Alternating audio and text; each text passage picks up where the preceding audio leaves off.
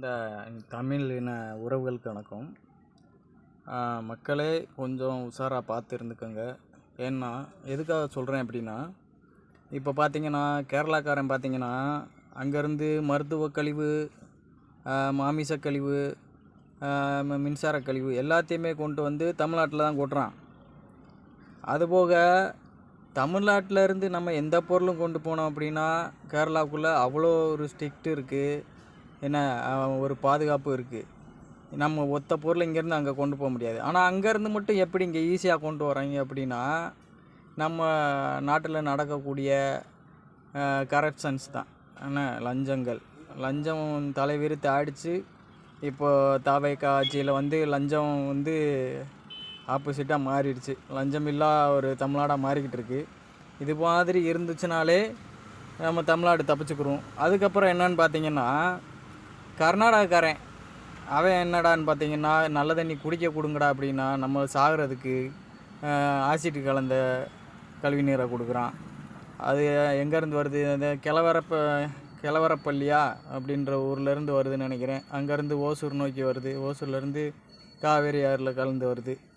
காவேரி ஆறுலேருந்து மேட்டூர் வந்து கடைசியில் நம்ம தமிழ்நாட்டுக்கு வரும்போல் அது வந்து சுத்தமான ஆசிட்டாகவே மாறிடுது. ஒரு பாய்சன் நிறைந்ததாக இருது, விஷம் கலந்த நீராக மாறிடுது.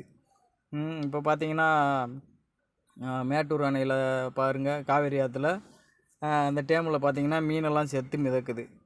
மீனுக்கு இன்றைக்கி உள்ள நிலைமையில் மீனுக்கு அது விஷம். நாளைக்கு ஒரு காலப்போக்கில் அது மனிதனுக்கு நம்ம கால்நடைகளுக்கு ஒரு விவசாயத்துக்கே ஒரு ஏற்ற நீர் இல்லாமல் அது எப்படி சொல்கிறது,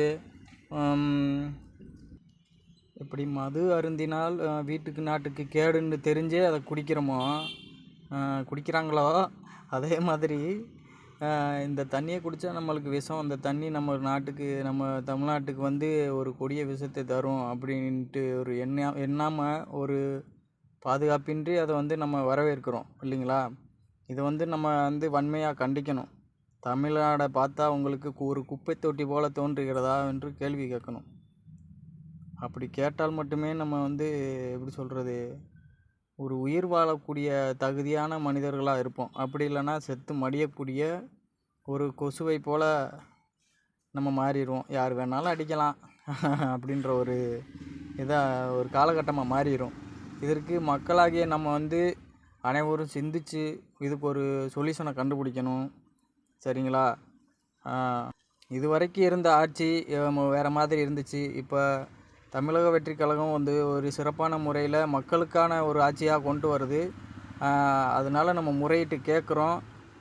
சிறப்பாக இது வந்து நடக்கும்னு நம்ம எண்ணுறோம். நீங்களும் வந்து அனைவரும் ஒத்துழைப்பு கொடுத்து இதற்கு ஒரு சொல்யூஷனை ஒரு நிரந்தர தீர்வாக வந்து தீர்க்கணும். எல்லோரும் வந்து சப்போர்ட் பண்ணுங்கள். சரிங்களா?